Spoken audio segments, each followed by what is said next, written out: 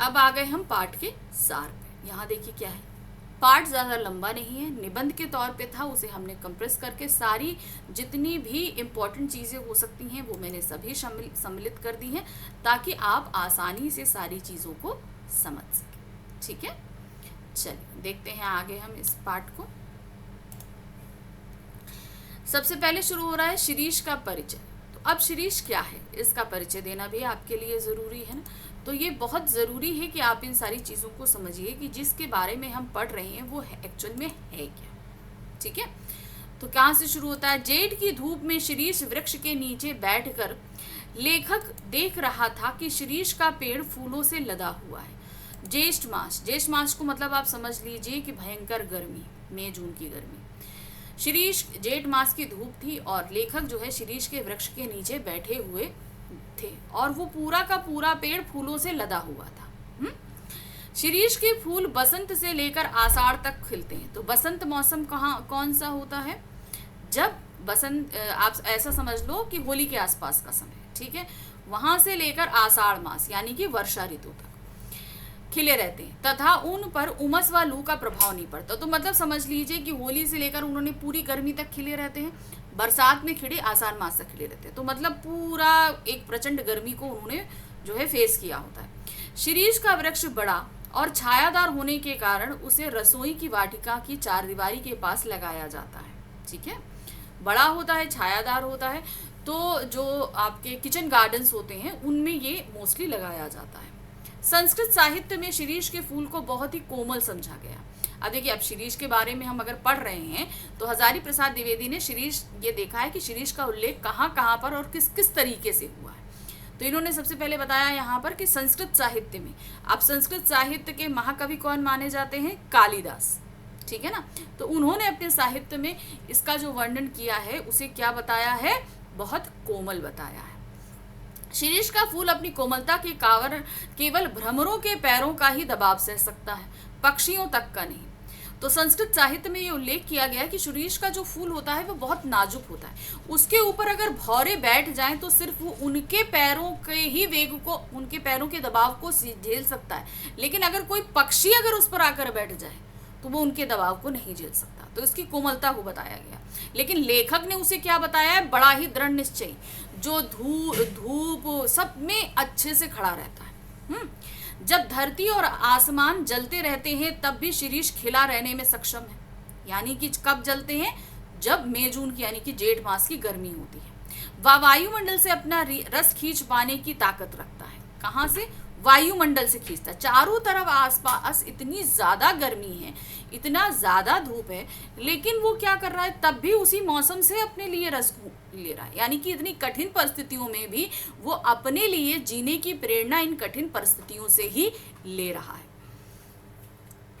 कालिदास की नायिका भी कानों में शिरीष का फूल लगाकर अपने आप को गर्व अनुभव करती थी। हमने बताया था ना, संस्कृत साहित्य में उल्लेख है, संस्कृत साहित्य के महाकवि कालिदास माने जाते हैं। तो कालिदास की साहित्य की जो नायिका है वो अपने कानों में शिरीष का फूल लगाती है। लेखक ने शिरीष के फूल की तुलना एक अवधूत से की है, यानी कि सन्यासी से, जो सुख और दुख में निर्विकार रहता है। यानी कि अच्छा मौसम है तो भी वो उसी तरीके से खिला है, खराब मौसम है मतलब एकदम प्रचंड मौसम है तब भी खिला है, वर्षा ऋतु आ गई तब भी वो खिला हुआ है। शिरीष का फूल जितना कोमल होता है इसका फल उतना ही मजबूत होता है।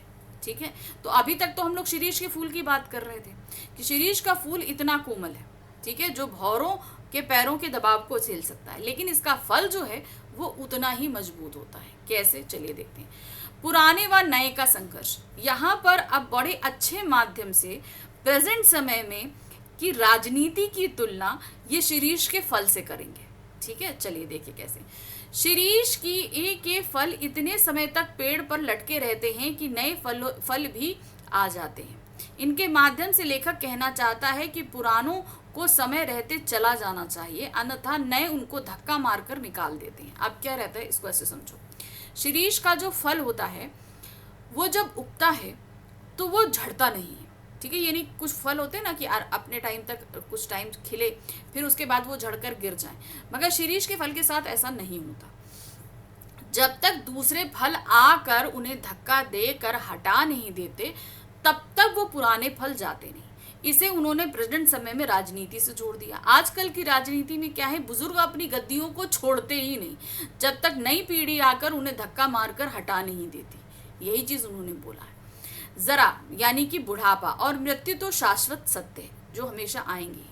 कुछ मूर्ख समझते हैं जहां बने हैं वहीं देर तक बने रहें तो शायद काल देवता से बच जाएंगे, यानी कि मृत्यु से बच जाएंगे। अच्छा यही है कि हमेशा आगे बढ़ते रहिए। देखिए कोई भी चीज़, जैसे पानी भी होता है, ठहर जाता है तो वो उसमें कीड़े पड़ जाते हैं, खराब हो जाता है। तो इसी तरीके से क्या उन्होंने बोला कि जीवन गतिशील है, हमेशा चलते रहिए, बढ़ते रहिए तो आपके बचे रहने की कंडीशंस ज़्यादा रहती हैं। कबीर भी शिरीष के फूल की तरह मस्त, चिंता रहित किंतु रस व मादक भावों से युक्त है। ये उन्होंने क्या बुलाया कि मदमस्त है, चिंता रहित है, आसपास जो भी परिस्थितियां हैं और अंदर रस भी भरा है। कालिदास के अनुसार जो व्यक्ति फक्कड़ नहीं बना वह कवि नहीं बन सकता। फक्कड़ का मतलब क्या है, जिसने जिसने इस संसार में जब तक मोह माया का त्याग नहीं किया वो पूर्ण रूप से कवि नहीं बन सकता है। कर्नाट राज की प्रिया विजयका देवी ने गर्वपूर्वक कहा था, ब्रह्मा, वाल्मीकि तथा व्यास ये तीनों ही कवि थे। इन्होंने क्रमशः वेद, रामायण, महाभारत की रचना करी। उनके अनुसार इन तीनों के अलावा और कोई कवि होने का दावा नहीं कर सकते। अब यहाँ पर आ जाइए, उन्होंने बोला ब्रह्मा, वाल्मीकि और व्यास, इन तीनों ने ही आप जानते हैं ब्रह्मा जी ने वेद का निर्माण किया, वाल्मीकि जी ने महाभारत का रामायण का, और व्यास जी ने महाभारत का। ये सभी अपने जीवन में एक सन्यासी के तौर पे थे और उन्होंने अपने जीवन में सब कुछ त्याग दिया था। तो जब हम सब कुछ त्याग देते हैं तभी हम सही रूप में कवि बन पाते हैं, ऐसा कर्नाट राज की राजकुमारी विजयिका ने बोला था और इस चीज से सहमत है महाकवि कालिदास। शिरीष के फूल के से प्रभावित लेखक। अब देखिए शिरीष के फूल से हमने बहुत सारी चीजें सीख ली कि जैसे कि वो मुश्किल परिस्थितियों में भी बहुत मजबूती से खड़ा रहता है, उन मजबूत विपरीत परिस्थितियों से ही अपने लिए जीने की इच्छा, चेष्टाएं, ये सभी कुछ देखता और जीतता है। तो वही चीज़ यहाँ पर बता रहे हैं कि उससे शिरीष के फूल से बहुत सारे लेखकों ने भी बहुत सारी प्रेरणा ली है। देखिए क्या है, शिरीष के फूल लेखक के मन में तरंगे पैदा कर देता है, यानी कि उमंगे। देखते हैं कि भाई इतना मजबूत फूल है, उसे आश्चर्य होता है कि इस चिलचिलाती धूप में शिरीष इतना सरस कैसे बना रहता है। इतनी धूप में भी भाई अच्छे से अच्छे इंसान पिघल जाते हैं, ये फूल कैसे खिला रहता है। जब शिरीष के फूल धूप, वर्षा, आंधी, लू में खड़े रह सकते हैं तो देश मार काट, अग्नि दाह, लूट पाट, खून खराबा होते हुए भी स्थिर यानी अटल, दृढ़ क्यों नहीं रह सकता। यानी कि देश में देखिए आंतरिक तौर पर बहुत सारी चीजें किसी भी देश में चलती रहती है, लेकिन ऐसा तो नहीं है कि देश गिर गया, देश पर किसी ने कब्जा कर लिया, तब भी वो चलता ही रहता है। गांधी जी तो इन्हीं परिस्थितियों में स्थिर रहे, यानी कि देश के अंदर इतनी मार काट, विद्रोह सब कुछ चल रहा था, लेकिन वो अपने निश्चय पर अडिग थे।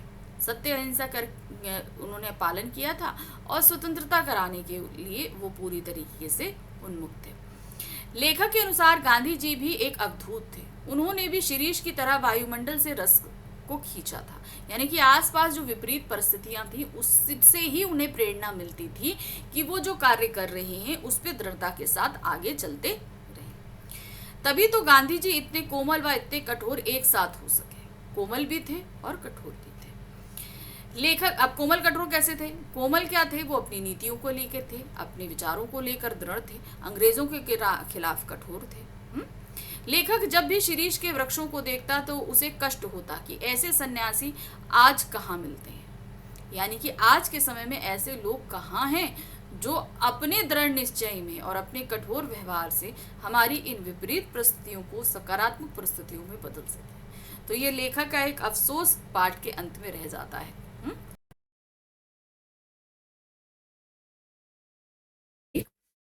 सबसे पहला गद्यांश, शिरीष के वृक्ष बड़े और छायादार होते हैं।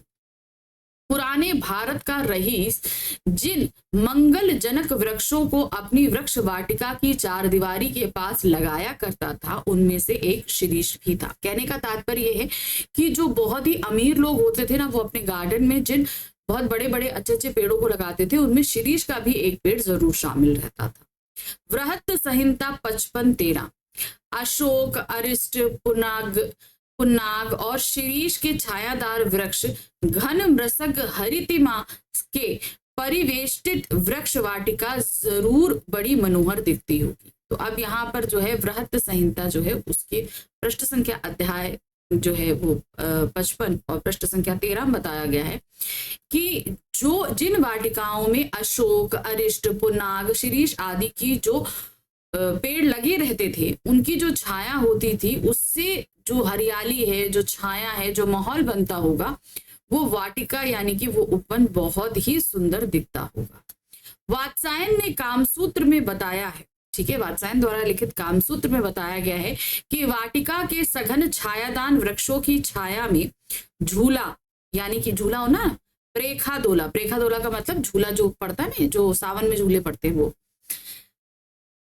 में झूला लगाया जाना चाहिए। तो कामसूत्र में बताया गया है कि यहाँ पर वात्सायन ने कि जो है इन वाटिकाओं में झूला लगने से जो है एक बहुत ही प्रेम का संचार होता है। यद्यपि पुराने कवि बकुल के पेड़ में ऐसी दोलाओं को लगा देखना चाहते हैं। तो बहुत सारे पुराने कवि, उनका मतलब है कि भाई जो बकुल का पेड़ होता है उसमें ये जो है झूला लगना चाहिए। पर शिरीष भी क्या बुरा है, कवि का हमारे कहना है, हमारे जो कवि हजारी प्रसाद द्विवेदी, उनका कहना है कि भाई शिरीष क्या बुरा है, अगर झूला लगाना है तो शिरीष के पेड़ में भी झूला लगा लो। डाल इसकी अपेक्षा तो कमजोर जरूर होती है, पर इसमें झूलने वालियों का वजन भी तो बहुत ज्यादा नहीं होता। तो यहाँ पर लेखक ने बोला कि भाई माना कि इसकी डालें बहुत मजबूत नहीं होती, लेकिन इन पे झूला झूलने वाली जो स्त्रियां होती हैं, जो लड़कियां होती हैं, उनके वजन भी ज्यादा नहीं होते, इतना तो भाई मजबूत होती है कि भाई उन लड़कियों का भार झेल सके। कवियों की यही तो बुरी आदत है कि वजन का एकदम ख्याल नहीं रखते, ऐसा हमारे कवि हजारी प्रसाद द्विवेदी जी का कहना है। चलिए अब इस पर आधारित 5 बहुविकल्पीय प्रश्न है। गद्यांश के अनुसार शिरीष के वृक्ष की क्या विशेषता होती है, अब ये बताइए। फल एवं फूल विहीन होता है, नहीं। बड़े और छायादार होते हैं, बिल्कुल सही है। सूक्ष्म फल और फलदार होते हैं, हरे और पीले होते हैं, सही क्या है, बड़े और छायादार होते हैं। वात्सायन के अनुसार झूला कहाँ लगना चाहिए, कहाँ लगाना चाहिए, बगीचे की मजबूत पेड़ों की डालियों में, बगीचे के घने छायादार वृक्षों की छाया में, बिल्कुल सही। जंगल के विशाल वृक्षों की छाया में, नदी के किनारे वृक्षों की छाया में। तो सही क्या है, बगीचे के घने छायादार वृक्षों की छाया में जो है झूले लगने चाहिए। नेक्स्ट आते हैं, लेखक को कवियों की कौन सी बात बुरी लगती है। अब हमारे लेखक कौन है, हजारी प्रसाद द्विवेदी। उन्हें कवियों की कौन सी बुरी बात लगती है कि भाई वो लोग वजन का ख्याल नहीं करते। किसका ख्याल नहीं करते, वजन का ख्याल नहीं करते। डाल इसकी अपेक्षाकृत कमजोर जरूर होती है, पंक्ति में इसके शब्द इसके लिए प्रयुक्त किए गए, इसकी जो शब्द है ये किसके लिए प्रयुक्त किए गए, जाहिर सी बात है शिरीष के वृक्ष के लिए इस्तेमाल किए गए हैं। तो सही क्या है, शिरीष वृक्ष। नेक्स्ट आते हैं, पुराने कवि किस पेड़ की डाली पर झूला डालने की बात करते हैं। वो बकुल के पेड़ की डालियों पर डालने की बात करते हैं ना, तो सही क्या है, बकुल के पेड़ पर डालने की बात करते हैं कि झूला जो है वो बकुल के पेड़ पर लगना चाहिए। ठीक है, अब हम आ गए हैं गद्यांश संख्या 2 पर। यहाँ क्या दिया गया है, इस गद्यांश को भी ध्यान से पढ़ते हैं। मैं सोचता हूं कि पुरानी की अधिकार लिप्सा क्यों नहीं समय रहते सावधान हो जाती।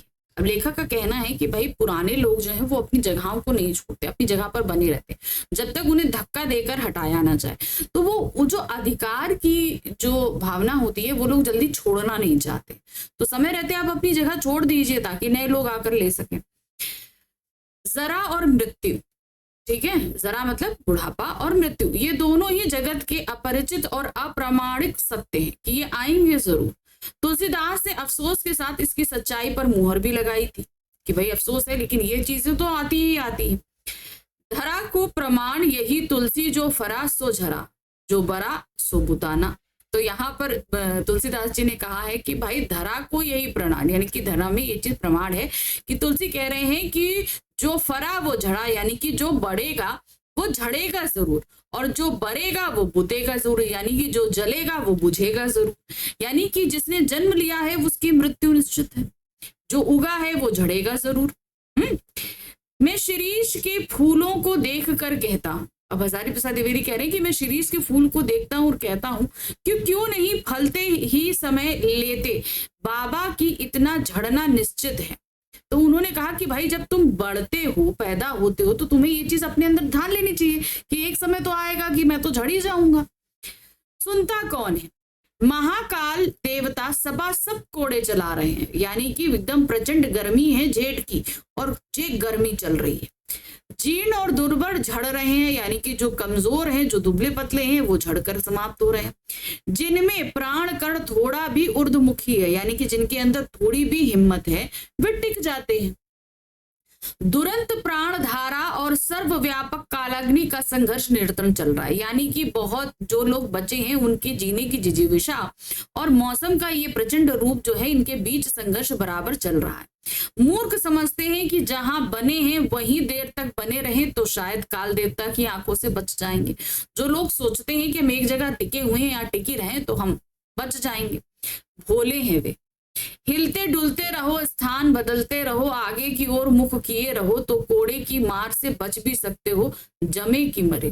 तो मतलब इन्होंने बताया कि एक तरीके प्रकृति भी परिवर्तनशील है। आप अगर एक जगह रुक जाओगे तो आपका मरना निश्चित है, आप एक ना एक दिन आकर वो चीज समाप्त हो ही जाएगी। लेकिन अगर आप परिवर्तनशील हो, चलते रहोगे, चीजें होती रहेंगी, तो एक समय ऐसा आएगा कि आप बचे रहने की उम्मीद बनी रहती है।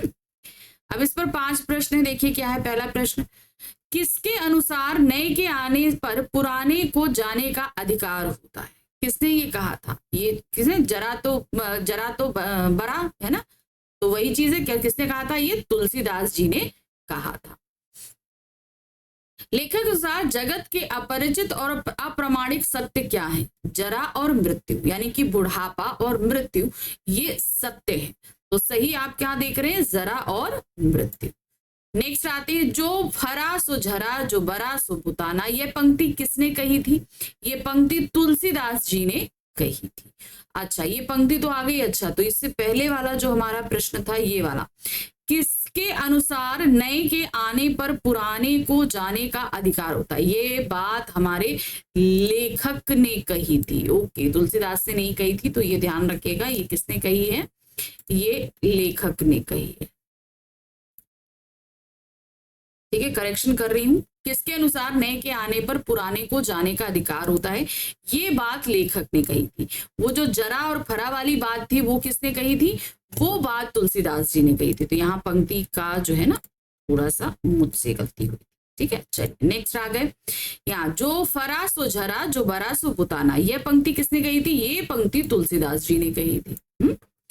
नेक्स्ट आते हैं, गद्यांश में महाकाल देवता द्वारा सपासप क्या चलाने को कहा गया? सपासप कोड़े चला रहे, यानी कि जो है बहुत गर्मी है, प्रचंड एकदम जो है लू चल रही है। तो क्या कहेंगे? यहाँ पर कोड़े चलाने की बात कही गई है। शिरीष के फूल को देखकर लेखक क्या सोचता है? संसार में कोई अमर नहीं है। शिरीष के फूल कोमल होते हैं, समय सब कुछ सिखा देता है। शिरीष के फूल अमर है। भाई शिरीष का फूल भी क्या है? अमर नहीं है, इतनी मुश्किल परिस्थितियों में है, लेकिन ये चीज है कि एक समय आकर उसे भी अपने स्थान को छोड़ना पड़ता है। तो सही क्या है? संसार में कोई भी अमर नहीं है। जो फूला है वो झड़ेगा जरूर, जो जन्मा है वो मरेगा जरूर। चलिए अब हम आ गए गद्यांश संख्या 3 पर। यहाँ क्या दिया है? एक एक बार मुझे मालूम होता है कि यह शिरीष एक अद्भुत अवधूत है, यानी कि कई बार मुझे क्या लगता है कि वो एक अद्भुत सन्यासी है। दुख हो या सुख, वह हार नहीं मानता, यानी कि बहुत ही मुश्किल परिस्थितियां हो या बहुत ही अच्छी परिस्थितियां हो, वो डटा रहता है। ना ऊधो का लेना, ना माधव को देना, यानी कि ना मुझे किसी से लेना है ना देना है, इन विपरीत परिस्थितियों में भी टिके रहना है। जब धरती और आसमान जलते रहते हैं तब भी यह हजरत ना जाने कहां से अपना रस खींचते हैं, यानी कि जब जेठ मास की गर्मी होती है उस मास में भी ये फलता फूलता रहता है। तो लेखक सोचते हैं आखिर ये इतनी ऊर्जा लेकर कहां से आता है। मौज में आठों याम मस्त रहता है, यानी कि चाहे जैसा आठों पहर ये मस्त रहता है इतनी प्रचंड गर्मी में। एक वनस्पति शास्त्री ने मुझे बताया है कि यह उस श्रेणी का पेड़ है जो वायुमंडल से अपना रस खींचता है, यानी कि आसपास के वातावरण से अगर वो विपरीत वातावरण है तो उस तरह का रस खींचेगा और अपने आप को और मजबूत बनाता चला जाएगा। जरूर खींचता होगा, नहीं तो भयंकर लू के समय इतने कोमल तंतु जाल और ऐसे सुकुमार केसर को कैसे उगा सकता है। सोचिए जरूर। उसके अंदर के जो छोटे छोटे तंतु होते हैं, जो केसर होते हैं, जो अंदर बीच के जो परागकण होते हैं, इतनी गर्मी में भी वो कैसे टिके रह सकते हैं। अवधूतों के मुंह से ही संसार की सबसे सरस रचनाएं निकलती हैं, यानी कि जो लोग सन्यासी होते हैं, संसार की एकदम अखंड सत्य और आसान कविताएं उन्हीं के मुंह से निकलती हैं। कबीर बहुत कुछ इस शिरीष के समान ही थे, मस्त और बेपरवाह, पर सरस और मादक। तो यहाँ पर शिरीष की तुलना में इन्होंने कबीरदास जी को रखा है। कालिदास भी जरूर अनासक्त योगी रहे होंगे। क्या रहे होंगे? अनासक्त योगी, जिन्हें किसी चीज की लालसा नहीं। अब इस पर 5 प्रश्न है। क्या दिया है? लेखक ने शिरीष को अवधूत क्यों कहा है? वह हर तरह की परेशानी से लड़ने में सक्षम होता है, सही है। सुख दुख में हार नहीं मानता, ये भी सही है। अपनी जगह से ना हटने के कारण, ये भी सही है। तो हम यहाँ क्या लगाएंगे? उपरोक्त सभी। नेक्स्ट आते हैं, अनासक्त योगी किसे कहा गया है? कबीर को, कालिदास को, तुलसीदास को या वात्स्यायन को? अब देखिए यहाँ पर आखिरी जो लाइन थी, यहाँ पर कालिदास को जरूर अनासक्त योगी रहेंगे। तो सही हमारा क्या है? यहाँ पर किसको बोला गया है? कालिदास को। नेक्स्ट आते हैं, लेखक ने कबीर की किस विशेषता पर प्रकाश डाला है? भाई मस्त हैं, सरस हैं, मादक हैं, सभी चीज बताई थी उन्होंने। तो हम यहाँ क्या लिखेंगे? ये सभी। लेखक शिरीष के माध्यम से क्या संकेत देना चाहते हैं? वो क्या बताना चाह रहे हैं हमें? हमें जीवन की कठिनाइयों का डटकर सामना करना चाहिए, हमें अपने भविष्य के प्रति सतर्क रहना चाहिए, हमें विवादों में नहीं पड़ना चाहिए, हमें इतिहास को बहुत अधिक महत्व नहीं देना चाहिए। तो सही क्या है? हमें जीवन की कठिनाइयों का डटकर सामना करना चाहिए। शिरीष जैसे अपनी जीवन की कठिनाइयों का सामना करता है, सेम उसी तरीके से। नेक्स्ट आते हैं, गद्यांश के अनुसार भयंकर लू में भी शिरीष सुकोमल केसर को कैसे उगा सकता है? क्यों? क्योंकि वो वायुमंडल से अपने लिए रस खींचता है। तो क्या है? वायुमंडल से रस खींचने के कारण। तो हम यहाँ लगाएंगे नंबर 1। चलिए अब हम आगे गद्यांश संख्या 4 पर। यहाँ क्या दिया गया है? शिरीष तरु सचमुच पक्के अवधूत की भांति मेरे मन में ऐसी तरंगे जगा देता है जो ऊपर की ओर उठती रहती है। यानी कि मैं शिरीष को देखकर एक ऐसे सन्यासी के रूप में देखता हूं उसे, कि हमेशा उसके लिए मेरे मन में उसका भाव बढ़ता ही जाता है, बढ़ता ही जाता है। इस चिलकती धूप में इतना सरस वह कैसे बन सकता है, बना रहता है? यानी कि इतनी भयंकर धूप है लेकिन तब भी वो बहुत ही सरस बना। क्यों? ये बाह्य परिवर्तन, धूप, वर्षा, आंधी, लू अपने आप में सत्य नहीं है।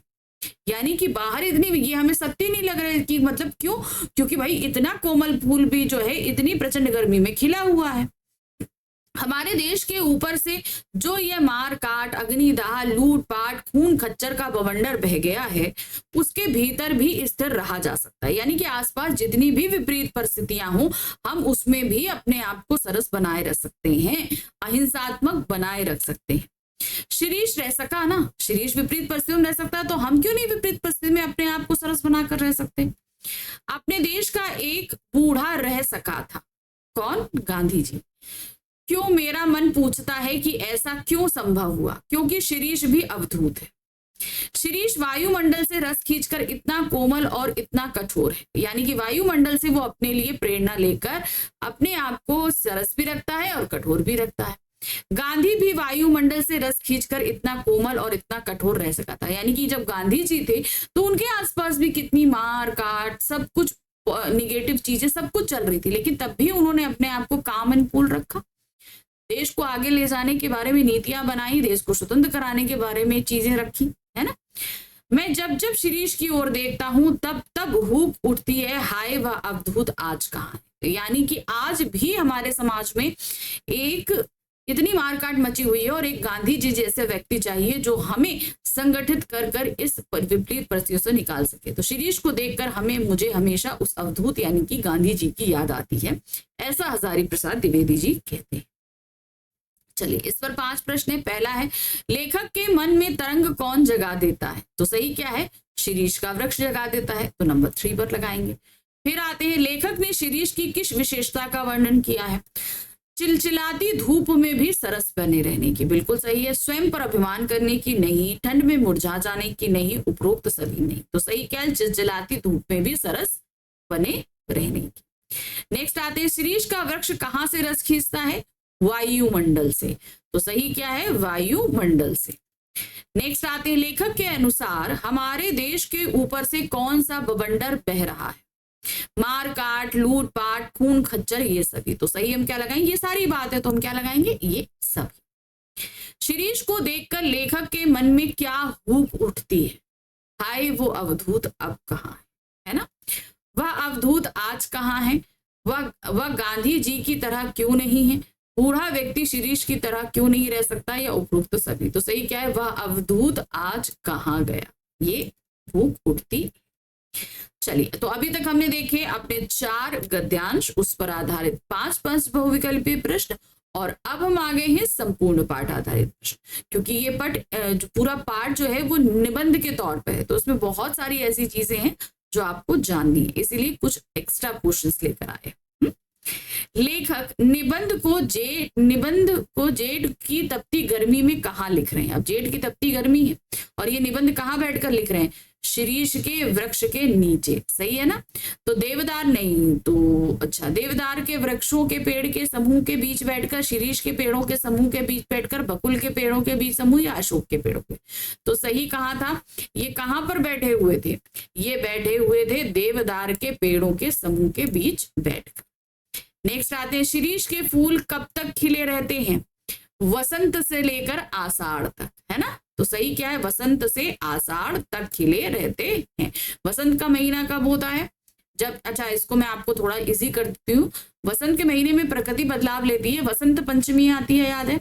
उसके बाद होली पड़ती है फागुन मास में, तो वो बसंत में ही आती है। फिर उसके बाद आषाढ़ कब आता है?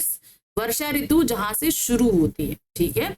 आषाढ़, सावन, भादौ, ठीक है? तो वहां जहां वर्षा ऋतु शुरू होती है।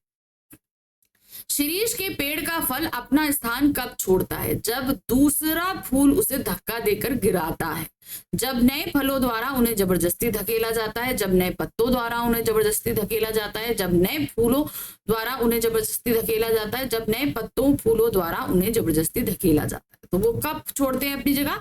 जब नए पत्तों और फूलों द्वारा उन्हें जबरदस्ती धकेला जाता है। नेक्स्ट आते हैं, कर्नाट राज की प्रिया अर्थात रानी विज्जिका देवी ने केवल किन्हें कभी माना है? उन्होंने माना था ब्रह्मा, वाल्मीकि और व्यास को। ब्रह्मा जी ने वेदों की रचना करी, वाल्मीकि जी ने रामायण की रचना करी और व्यास जी ने महाभारत की। तो इन्हीं को वो जो है वो कवि मानती हैं। तो सही क्या है? ब्रह्मा, वाल्मीकि और व्यास जी। नेक्स्ट आते हैं, लेखक ने गांधी जी को कैसे सन्यासी के रूप में याद किया है? ऑप्शन देखते हैं, जिन्हें देह बल के ऊपर आत्मबल को सिद्ध किया। देखिए, गांधी जी के अंदर देह बल नहीं था लेकिन आत्मबल बहुत था। जो शारीरिक रूप से बेहद कमजोर था और अपने आत्मबल के सहारे अंग्रेजों के खिलाफ कई बड़े आंदोलन सफलतापूर्वक चलाए। बिल्कुल सही है। जिसने देश को आजादी दिलाने में अहम भूमिका अदा की। सही। तो हम यहाँ क्या करेंगे? उपरोक्त सभी। प्रश्न संख्या 6 है, इच्छुदंड किसके लिए प्रयुक्त हुआ? इच्छुदंड जो है वो किसको बोलते हैं? गन्ने को बोलते हैं, ठीक है? तो यहाँ पर देखिए, नीम के लिए, गन्ने के लिए। तो सही क्या है? गन्ने के लिए इच्छुदंड शब्द इस्तेमाल किया गया है। नेक्स्ट आते हैं, निबंध में इस जगत के किस सत्य की बात की गई है? वृद्धावस्था और बचपन नहीं, यहाँ पर क्या है कि जरा और मृत्यु, यानी कि वृद्धावस्था और मृत्यु। वृद्धावस्था जवानी, वृद्धावस्था मृत्यु, वृद्धावस्था किशोरावस्था। तो कौन सा सत्य है? वृद्धावस्था और मृत्यु, इसकी बात की गई है। नेक्स्ट आते हैं, पुराने फलों को देखकर लेखक को किन नेताओं की याद आ जाती है? पुराने फल देखकर वो क्या चीज याद करते हैं? जो बदलते समय की परिस्थितियों को नहीं पहचानते। सही है। जो अपने पद को तो तब तक नहीं छोड़ते जब तक उन्हें जबरदस्ती ना हटाया जाए। ये भी सही है। जो नई पीढ़ी को उसका स्थान देने में हिचकते हैं। उपरोक्त सभी। तो हम क्या लगाएंगे? उपरोक्त सभी। नेक्स्ट आते हैं, शीरीष के फूलों को किसमें कोमल माना गया है? किसमें माना गया है? पाश्चात्य साहित्य में, संस्कृत साहित्य में, हिंदी साहित्य में या अंग्रेजी साहित्य में? तो कालिदास द्वारा इनको बहुत कोमल कहा गया। और कालिदास कौन से कवि रहे हैं? वो रहे हैं संस्कृत के महाकवि। तो किसमें बोला जाएगा इसे? संस्कृत साहित्य में इसे कोमल माना गया है। नेक्स्ट आते हैं, शीरीष के वृक्षों को पुराने समय में बाग बगीचों में क्यों लगाया जाता था? बड़े और छायादार होने के कारण, फूलों के लंबे समय तक लदे रहने के कारण, मंगल कारक मानकर, या इनमें से कोई नहीं। इन्हें मंगल कारक माना जाता था, यानी कि शुभ का संकेत देने वाले। तो इसीलिए हम क्या लगाएंगे, मंगल कारक मानकर इन्हें बाग बगीचों में लगाया जाता था।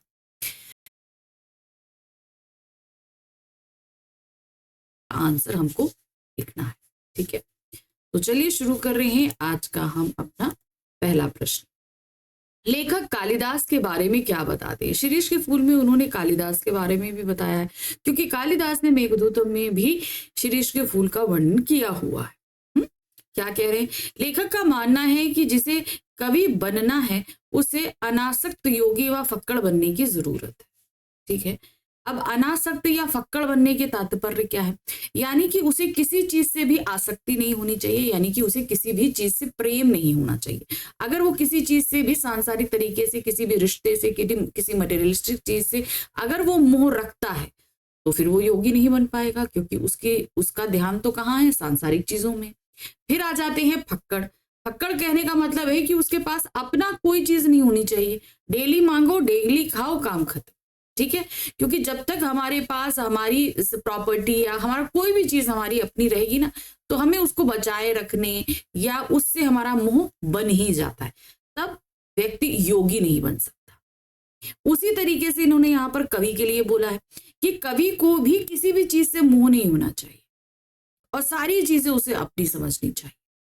कालिदास भी किसी अनासक्त योगी की तरह शांत मन और चतुर प्रेमी थे, ठीक है। उनका एक एक श्लोक मंत्र मुग्ध कर देने वाला था। आप सभी को पता है कालिदास संस्कृत के महाकवि माने जाते हैं, तो उन्होंने जितने भी श्लोक लगे उसके प्रति आदमी अगर पढ़ता है, आप अगर अच्छी तरीके से जानते हैं, तो जैसे उनकी अभिज्ञान शाकुंतलम है या मेघदूतम है, ये अपने आप में ही बहुत वृहत है। आप इसके अंदर इतनी कहानी देखोगे, इतना आपको चीजें समझ में आएंगी कि आप उस पर प्रेम करने लगोगे इन महाग्रंथों से। लेखक मानते हैं कि इस शब्द लिखने और तुकबंदी करने को कविता नहीं कह सकते, यानी कि आप शब्द लिख दो, तुक मिला दो, तो ये कविता नहीं होती, क्योंकि शब्द तो लेखक भी लिख सकता है और तुकबंदी भी कर सकता है, लेखक कर सकता है। लेकिन कवि का मत देखो, कवि क्या होता है ना, कवि बहुत हद तक लोगों के दिलों में बैठ जाता है, वो चीज कही गई है। इसका अर्थ यह नहीं कि वह भी कालिदास बन सकता है। अब कालिदास महाकवि, अब हर कोई लेखक या कवि तो कालिदास नहीं बन सकता ना। कालिदास ने शकुंतला के सौंदर्य का वर्णन किया, परंतु लेखक मानता है कि वास्तव में वो शकुंतला का सौंदर्य नहीं बल्कि कालिदास के हृदय की सुंदरता थी। अब देखिए, ये भी माना जाता है कि सच में शकुंतला थी या नहीं थी। अब अगर उन्होंने वो शाकुंतलम लिखी, अभिज्ञान शाकुंतलम लिखी, तो उनके मन में वो सौंदर्य था जो उन्होंने शकुंतला के लिए उस महाकाव्य में लिखा। तो खुद वो इतने ज्यादा परिपक्व थे, इतने ज्यादा ज्ञानी थे, उनके पास इतने अच्छे शब्द थे कि वो उसे बयां कर पाए। लेखक कहते हैं कि राजा दुष्यंत ने भी शकुंतला का चित्र बनाया, लेकिन उसे उस चित्र में हर बार कुछ ना कुछ कमी महसूस होती थी। अभी कहाँ लिखा है? कालिदास ने लिखा है। अब यहाँ पर देखो, शिरीष के फूल का वर्णन होगा। बहुत देर बाद उसे समझ में आया कि वो शकुंतला के कानों में शिरीष का फूल लगाना ही भूल गए, यानी कि एक फूल की वजह से शकुंतला का वो पिक्चर जो दुष्यंत ने बनाया था वो उन्हें अधूरा लग रहा था। कालिदास सौंदर्य के बाहरी कवर आवरण को भेद कर उसके भीतर पहुंचने में समर्थ थे। वो सुख दुख दोनों में भाव रस खींच लिया करते थे। ऐसी प्रकृति सुमित्रानंदन पंत व रविन्द्रनाथ टैगोर में भी थी।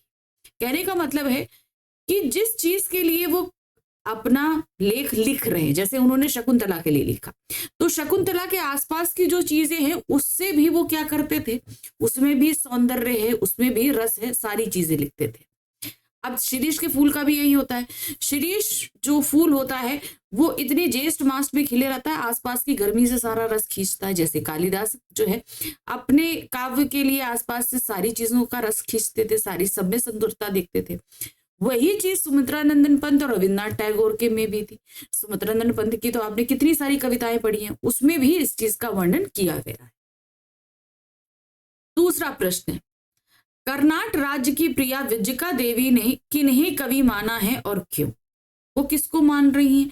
वो वेद व्यास, कालिदास, ठीक है, वाल्मीकि, इन सभी को कवि मानती है, क्योंकि इन लोगों ने क्या महाकाव्य और महाग्रंथों की रचना करी। कर्नाट राज्य की प्रिया विजयका देवी ने गर्वपूर्वक कहा है कि एक कवि ब्रह्मा थे, दूसरे वाल्मीकि और तीसरे वेद व्यास। ठीक है, सॉरी मैंने कालिदास भी कहा। तो ये 3 ही कवि थे। ब्रह्मा जी ने वेदों की रचना करी, वाल्मीकि जी ने रामायण की रचना करी, वेदव्यास ने महाभारत की रचना करी। ने वेदों को दिया, दूसरे ने रामायण और तीसरे कवि ने महाभारत जैसा अद्भुत ग्रंथ लिखा। ठीक है, तो ब्रह्मा जी ने क्या लिखा था? वेदों की, ठीक है, रचना की। हमारे 3 वेद है ना, उनमें उन्होंने कहा, यहां तक कह दिया कि यदि कोई और कवि होने का दावा करे तो मैं कर्नाट राज्य की रानी उसके सिर पर अपना बाया चरण रखती हूँ। यानी कि इन लोगों ने जिस महाग्रंथों की रचना करी है उससे ज्यादा ग्रंथ अच्छे आज तक हुए ही नहीं।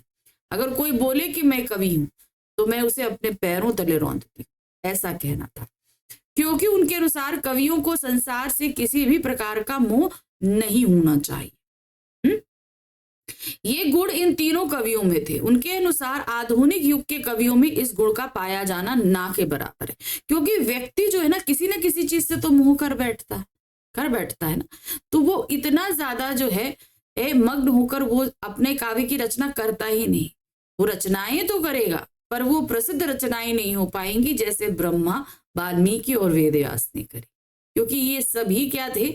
ये अनासक्त योगी थे। इन्हें संसार की चीजों से कहीं पे भी मोह नहीं था, इसलिए इन जैसे कवि कभी नहीं हुए। लेखक शिरीष को सन्यासी की तरह क्यों मानता है? अब सन्यासी मतलब अवधूत है ना, अवधूत है या सन्यासी है, तो ऐसा उन्होंने क्यों कहा? लेखक शिरीष को एक सन्यासी की तरह मानता है क्योंकि सन्यासी की तरह तो उसे सुख की चिंता है और ना ही दुख की। ठीक है, सन्यासी भी, उसे सुख दुख की कोई चिंता नहीं थी, वो सभी भाव में बराबर ही रहता है। उसे किसी से कुछ लेना देना नहीं। जब भयंकर गर्मी से आसमान और धरती दोनों जल रहे होते हैं तब भी वह ना जाने कहां से शिरीष का फूल अपने लिए जीवन रस ढूंढ ही लेता है। यानी कि जब आसपास एकदम विपरीत परिस्थितियां होती हैं उस कंडीशन में भी शिरीष अपने लिए क्या ढूंढता है? रस ढूंढता है ना। यानी कि वो भी अपने जीवन जीने के लिए जो एक आनंद है, एक रस है, उसे ढूंढ ही लेता है। वह दिन के 8 पहर अपनी ही मस्ती में मस्त रहता है। एक वनस्पति शास्त्री ने लेखक को बताया कि यह वायुमंडल से अपना रस खींचता है, यानी कि आसपास के वातावरण से। तो लेखक को भी यह बात सही लगती है क्योंकि तभी तो भयंकर गर्मी व लू में भी वह ऐसे मीठे केसर उगा सकता है और किसी सन्यासी की भांति अपना अस्तित्व बनाए रखता है। तो अब सन्यासी क्यों खा बोला? अब सन्यासी के पास सुख हो दुख हो वो हर परिस्थिति में एक सा रहता है। उसे ना किसी से लेने की चिंता, ना किसी को देने की चिंता। आसपास विपरीत परिस्थितियां हो तो भी वो काम बना रहता है, सौम्य बना रहता है। वैसा ही हमारा शिरीष का फूल है, जब तपती गर्मी में भी अपने लिए आसपास के वातावरण से रस खींचता है। प्रश्न संख्या 4 है, शिरीष के पुराने फलों से लेखक को किनकी याद आती है? किनकी याद आती है? आजकल के राजनेताओं की याद आती है जो अपनी गद्दी को छोड़ना नहीं चाहते ताकि नई पीढ़ी आकर आगे का काम संभाले, है ना। शिरीष का फल इतनी मजबूती से अपने स्थान पर या अपनी डाली पर चिपके रहते हैं कि नए फलों के आने पर भी वह अपना स्थान आसानी से नहीं छोड़ते हैं। पुराने फल जमे रहते हैं, जब तक उन्हें धक्का देकर नहीं निकालो तब तक वो नहीं जाते। वो अपना स्थान तभी छोड़ते हैं जब नए पत्तों व फूलों द्वारा उन्हें जबरदस्ती धकेला जाता है। नहीं तो सूख कर भी वह डालियों में ही खड़खड़ाते रहते हैं। अगर नहीं गिराओगे तो वो सूख क्या जाएंगे और उन्हीं डालियों में हवा के साथ खड़खड़ खड़खड़ करते रहेंगे। सूख जाएंगे तो भाई खड़खड़ाते हैं। इन पुराने फलों को देखकर लेखक को उन नेताओं की याद आ जाती है जो बदलते समय की परिस्थितियों को नहीं पहचानते। यानी कि समय बदल रहा है, परिस्थितियां बदल रही हैं, उनको पहचानिए और अपने पद को तब तक नहीं छोड़ते जब तक नई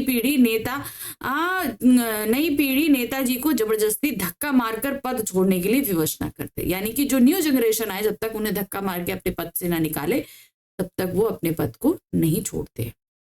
पुरानी पीढ़ी को समय रहते ही अपने अधिकार करने के लोभ को छोड़ देना चाहिए और नई पीढ़ी के लिए स्थान बनाना चाहिए। तो इसके माध्यम से उन्होंने बताया कि भाई आपका समय पूरा हो गया, आपका कार्यकाल पूरा हो गया, अब आप पद छोड़ दीजिए। अब नई पीढ़ी आएगी, वो बदलते समय के साथ, बदलती नीतियों के साथ नए तरीके से राजनीति को करेगी। शिरीष के फलों के बारे में लेखक क्या बताते हैं, चलिए देखते हैं। भाई ये कोमल होते हैं लेकिन बहुत ही अडिग होते हैं, अटल होते हैं। कालिदास के शिरीष के फूल की कोमलता के बारे में, अच्छा यहाँ फलों के बारे में नहीं है, यहाँ पर फूलों के बारे में है, ठीक है। फूलों के बारे में क्या बताते, फलों के बारे में तो उन्होंने पढ़ लिया। फूल की कोमलता के बारे में बताता है कि वह केवल भौरों के पैरों के दबाव को सहन कर सकता है। अब भौरे जानते हैं आप, इतने छोटे छोटे से होते हैं, कितना वेट होगा उनका। तो इनके फूल इतने कोमल होते हैं कि भौरे जो होते हैं उनके ही पैरों के वेट को वो सह सकते हैं। पक्षियों के पैरों का दबाव वे नहीं सह सकते। अब पक्षी भी कोई ज्यादा वेट वाले तो होते नहीं है, लेकिन अगर वो बैठ जाएं तो फूल बेकार हो जाते हैं। महाकवि कालिदास की इस बात से दूसरे कवियों ने यह समझ लिया कि शिरीष के पेड़ का सब कुछ ही कोमल होता है, ठीक है। फूल कोमल होता है, बाकी चीजें कोमल नहीं होती, जबकि उसके फल बहुत मजबूत होते हैं। इसके फल इतनी मजबूती से अपने स्थान या डालियों पर चिपके रहते हैं कि नए फलों के आने पर भी वो अपना स्थान आसानी से नहीं छोड़ते। वो अपना स्थान तभी छोड़ते हैं जब नए पत्तों व फूलों द्वारा उन्हें जबरदस्ती धकेला जाता है, नहीं तो सूखकर वे डालियों में खड़खड़ाते रहते हैं। तो देखिए यहाँ पर फूलों और फलों दोनों की खासियत के बारे में बता दिया गया है। प्रश्न संख्या 6 है, महाकवि कालिदास की किस बात का विरोध लेखक नहीं करना चाहता है। अब क्या चीज उन्होंने कही जिससे लेखक पूरी तरीके से सहमत है, वो विरोध नहीं कर रहे। शिरीष के फूल को संस्कृत साहित्य में बहुत ही कोमल माना गया है। यहां तक कि कालिदास तो यह कह गए हैं कि शिरीष के फूल केवल भौरों के पैरों के दबाव को ही सहन कर सकते हैं, पक्षियों के पैरों को दबाव को वो सहन नहीं कर सकते। लेखक यहाँ महाकवि कालिदास की इस बात का ना तो विरोध करना चाहते हैं और ना ही लेखक की कुछ ऐसी इच्छा भी है। मतलब वो खुद मानते हैं, कालिदास जी ने ये चीज कहा है तो लेखक भी ये चीज मानते हैं कि उनके फूल अपने आप में बहुत कोमल होते हैं। देखिए अब वो जब वो खिलते हैं तो आसपास बहुत ही प्रचंड वातावरण होता है, एकदम गर्म तपती धूप चल रही, एकदम तपती तपती लू, और उसमें भी ये एकदम फूल सरस रूप में खिला रहता है, लेकिन तब भी अपने आप में कोमल होता है। यानी कि आसपास के इतने कठोर वातावरण में भी फूल अपने आप को इतना कोमल बनाए रखता है। प्रश्न संख्या 7 है, शिरीष के पेड़ों की डालों के कमजोर होने पर भी लेखक क्यों मानते हैं कि उन पर झूला बनाया जा सकता है।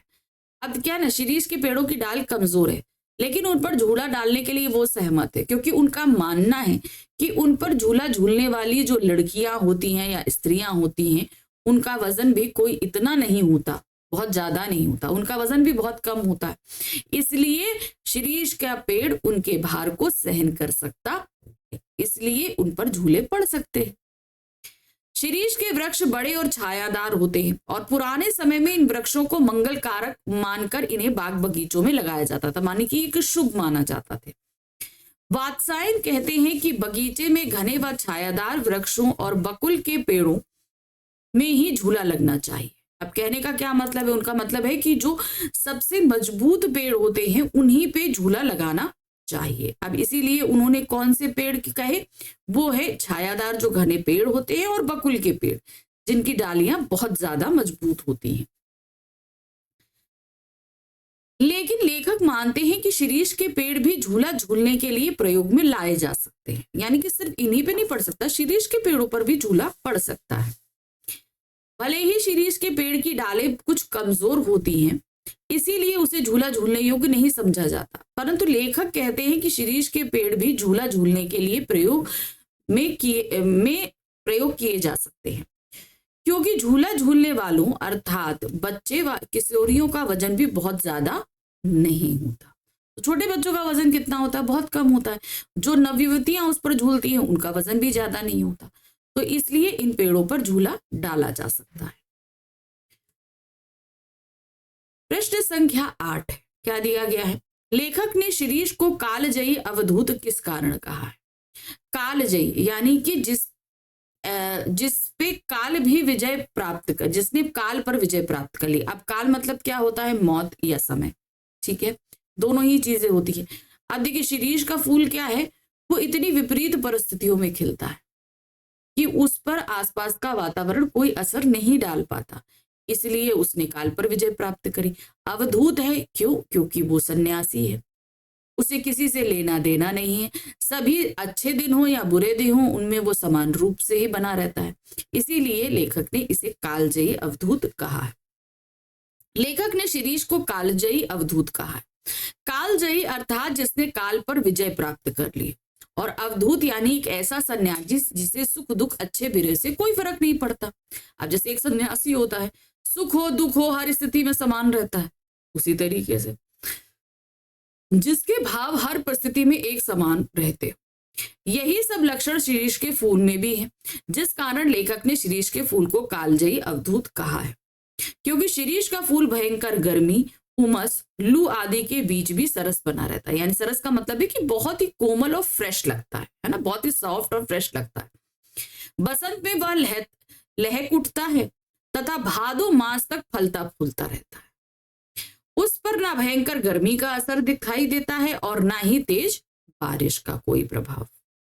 वह काल व समय को जीतकर एक समान लहलहाता है।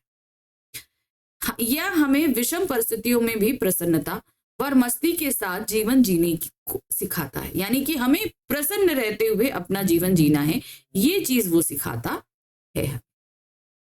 इसीलिए लेखक ने इसे कालजयी अवधूत कहा। जैसे सन्यासी होते हैं, अब सन्यासी क्या होते हैं, चाहे परिस्थितियां कैसी हों वो बहुत ही काम बने रहते हैं, ठीक है, उनके अंदर एग्रेशन नहीं आता, गुस्सा नहीं आता, कुछ नहीं आता, काम बने रहते हैं, चाहे जितना सुख हो चाहे जितना दुख हो, हर परिस्थिति में। और उस परिस्थिति में भी दूसरे को भी उतना काम बना रहना वो सिखाते हैं। तो इसी तरीके से क्या है हमारा शिरीष भी। प्रश्न संख्या 9 है, अमलतास की तुलना शिरीष के फूल से क्यों नहीं की जा सकती। अब अमलतास बहुत कम दिन के लिए खुलता है, मुश्किल से 10-12 दिन के लिए, शायद 10 खिलता है, लेकिन ये तो शिरीष तो बहुत दिन के लिए खिलता है ना। वैसे तो जेठ की भयंकर गर्मी में बहुत कम फूल ही खिलते हैं, खिलने की हिम्मत कर पाते हैं। इन फूलों में अमलतास भी शामिल है। अमलतास का फूल भी क्या है, गर्मियों में ही खिलता है, किंतु इसकी तुलना शिरीष के फूल से की नहीं जा सकती, क्योंकि वह केवल 15-20 दिनों के लिए ही खिलता है। कितना? 15-20 दिन के लिए। जैसे वसंत ऋतु में पलाश का फूल, वो भी कुछ दिनों के लिए खिलता है, परंतु शिरीष के फूल लंबे समय तक खिले रहते हैं और बसंत के शुरुआत में खिलना प्रारंभ होते हैं और आषाढ़ तक खिले रहते हैं। अब बसंत कब आती है? बसंत आप समझ लीजिए कि मार्च में शुरू होता है। आषाढ़ का मौसम कब होता है? जब वर्षा ऋतु प्रारंभ होती है, यानी कि जून में। तो ये कितने टाइम ड्यूरेशन के लिए खिला ना, तो वही चीज उन्होंने बताया कि ये फूल काफी लंबे समय तक के लिए खिलता है शिरीष का, लेकिन बाकी जैसे पलाश का फूल बसंत में कुछ समय के लिए खिलता है और अमलतास का जो फूल है वो ज्येष्ठ मास में खिलता है, लेकिन जो है वो भी 15-20 दिन के लिए। अब ज्येष्ठ मास का मतलब क्या है? मई का महीना, एकदम गर्मी का महीना। शिरीष के फूल निबंध के लेखक कौन है और वे इस निबंध के माध्यम से क्या संदेश देना चाहते हैं? आप सभी को पता है कि इस निबंध के लेखक हजारी प्रसाद द्विवेदी है। अब यहाँ पर इस पूरे पाठ के माध्यम से उन्होंने हमें शिरीष के फूल से बहुत कुछ प्रेरणा लेने या सीखने के बारे में बताया है। जैसे शिरीष का फूल, आसपास एकदम विपरीत परिस्थितियां हैं, लेकिन उसने अपने आप को सौम्य बना के रखा है। तो हमें क्या सीखना चाहिए? हमारे आसपास चाहे जितनी विपरीत परिस्थितियां हों, अपने माइंड को एकदम काम रखिए, डाउन रखिए, कोल्ड एकदम ठंडा रखिए, ताकि आप उन परिस्थितियों के हिसाब से अपने आप को ढाल सकें और उन परिस्थितियों से लड़ सकें। ठीक है, अब उनके फलों के माध्यम से बहुत कुछ सिखाया कि समय रहते जब तक आपका समय है तब तक आप राज करिए, उसके बाद आप अपने पद को छोड़ दीजिए आगे आने वाली नई पीढ़ी। तो इसलिए शिरीष के फूल के माध्यम से हमें काफी कुछ सीख हजारी प्रसाद द्विवेदी ने इस पाठ के माध्यम से दी है। शिरीष का फूल लेखक हजारी प्रसाद द्विवेदी द्वारा लिखा गया एक निबंध है। जैसे अब ये निबंध विधा में क्यों है? निबंध में हम लोग क्या करते हैं, कोई भी चीज लेते हैं, उसके बारे में बताते हैं, उसके लाभ हैं, उसकी हानि है, उसकी संरचना है, उसकी परिस्थितियां हैं, ये सब चीज बताते हैं। अब देखिए इसमें भी इन्होंने यही चीज बताई है हजारी प्रसाद द्विवेदी ने। शिरीष के फूल की हर एक पहलू को हमें समझाने की कोशिश करी है। इस निबंध लेखक ने शिरीष के फूल के माध्यम से संदेश दिया है कि जिस तरह फूल शिरीष का फूल आंधी, लू, भयंकर गर्मी आदि विपरीत परिस्थितियों का सामना करते हुए भी अपनी कोमलता व सुंदरता को बनाए रखता है, उसी तरह हमें भी अपने जीवन की विपरीत परिस्थितियों में अपने धैर्य और संयम को बनाए रखते हुए अपने जीवन में आगे बढ़ता रहना चाहिए। क्योंकि हमारे जीवन में जब बहुत विपरीत परिस्थितियां या कठिन परिस्थितियां आती है ना, तो हम बहुत परेशान हो जाते हैं, निराश हो जाते हैं, कुछ लोग तो डिप्रेशन में चले जाते हैं। तो उन्होंने कहा कि विपरीत परिस्थितियां सबके जीवन में आती है, लेकिन उसके अंदर अपने अंदर उस परिस्थितियों में अपने अंदर संयम बनाए रखिए, धैर्य बनाए रखिए, ताकि आपका दिमाग ठंडे होकर काम कर सके और उन परिस्थितियों से आप लड़ सके। शिरीष का फूल हमें जीवन में लगातार संघर्ष करने की प्रेरणा देता है, यानी कि जीवन में आपके सामने कोई भी परिस्थितियां आए, आप उनसे लड़कर जीत सकते हैं। ये चीज हमें शिरीष का फूल सिखाता है। प्रश्न संख्या 11 है, लेखक के अनुसार कवि में किन किन विशेषताओं का होना अनिवार्य है? कवि में सबसे पहला जरूरी है कि वो जो है फक्कड़ हो, और दूसरी चीज वहां पर बताई अनासक्त हो, यानी कि उसे किसी भी चीज का मोह ना हो। चलिए देखते हैं। लेखक के अनुसार अवधूत वज्र से भी अधिक कठोर तथा फूल से भी अधिक कोमल होता है। अवधूत मतलब सन्यासी। उनके अब इन्होंने बताया कि वज्र से अधिक कठोर, वज्र यानी कि भगवान इंद्र का अस्त्र, जिसे बनाया गया था दधीची की हड्डियों से। ठीक है, ये आप सभी को पता होना चाहिए। अब उससे भी ज्यादा कठोर है, यानी कि अब कठोर क्यों बताया गया? क्योंकि सन्यासी अपने दृढ़ निश्चय के कारण इतना कठोर होता है। लेकिन फूल से भी अधिक कोमल क्यों बताया गया? उसका व्यवहार फूल से अधिक कोमल होना चाहिए कि जब वो दूसरों के साथ व्यवहार करे तो वो कम कोमलता लोगों को शांति पहुंचाए। इसीलिए सन्यासी के अंदर ये दो चीजें होना बहुत जरूरी होता है। लेखक कहता है कवि की सर्वप्रथम विशेषता है उसका समदर्शी दृष्टिकोण, यानी कि सभी को समान रूप से देखना। आसक्ति रहित फक्कड़ जीवन शैली, यानी कि किसी भी चीज के प्रति उसका मोह नहीं होना चाहिए और कुछ भी मटेरियलिस्टिक चीजों का मालिक वो नहीं होना चाहिए, यानी कि एक तरीके से पूरी तरीके से खाली फक्कड़, जो अवधूत के समान नहीं हो सकता, उसे कवि नहीं कहा जा सकता। यानी कि जो सन्यासी की तरह नहीं हो सकता वो कवि नहीं बन सकता, क्योंकि कवि के लिए भी ये बहुत जरूरी है कि वो भी सन्यासी की तरह, क्योंकि अगर वो सन्यासी की तरह होता है तभी वो जितनी भी चीजें अपने आसपास देख रहा है उसे अच्छी तरीके से अपनी कविता में उतार पाएगा। और अगर वो पार्शियलिटी के साथ चीजों को देख रहा है, हानि लाभ के साथ देख रहा है, स्वार्थ के साथ देख रहा है, पक्ष विपक्ष के साथ देख रहा है, तो कभी भी सही तरीके से कविता लेखन नहीं कर सकता है, और नहीं कर पाएगा तो फिर वो एक अच्छा कवि नहीं कहलाएगा। कवि में मस्ती और समरसता का गुण निश्चित रूप से होना चाहिए, तभी वह जन कल्याण के कार्यों को संपन्न कर सकता है। ठीक है, दूसरों का कल्याण करने, उसे निजी स्वार्थ के बारे में ना सोचकर परमार्थ के लिए सोचना, लिखना व कार्य करना चाहिए। परमार्थ यानी कि दूसरों के। प्रश्न संख्या 12, वह भी क्या कवि है? लेखक ने इस पंक्ति के आधार पर कवि की किन विशेषताओं को उभारा है? ठीक है, अब कवि के अंदर क्या विशेषताएं होनी चाहिए? लेखक यह मानता है कि एक कवि को सांसारिक विषय वासनाओं में ना पड़कर स्वतंत्र फक्कड़ जीवन व्यतीत करना चाहिए। उसके द्वारा स्वतंत्र विचारों की अभिव्यक्ति होनी चाहिए, यानी कि वो पूरी तरीके से स्वतंत्र हो, जो संसार के चक्रव्यूह में पड़कर नहीं की जा सकती। अगर हम सांसारिक रूप से बंधे रहेंगे तो शायद हम इन सारी चीजों को नहीं कर पाएंगे। कवि को शिरीष के फूल की तरह मस्त, चिंता रहित और मोह माया से दूर ही रहना चाहिए। लेखक के अनुसार सांसारिक विषय वासनाओं, मोह माया में पड़ने वाला व्यक्ति कवि नहीं बन सकता है। यानी कि अगर हम किसी विषय वासनाओं में पड़ जाते हैं तो हम एक सच्चे कवि नहीं हो पाएंगे, क्योंकि हम पार्शियल हो जाएंगे, इसलिए हम स्वार्थी हो जाएंगे। प्रश्न संख्या 13 है, लेखक को शिरीष के विषय में वनस्पति शास्त्री ने क्या बताया था? क्या बताया था कि वे शिरीष का फूल अपने आसपास के वातावरण से ही अपने लिए रस खींचकर अपनी कोमलता को बनाए रखता है ना।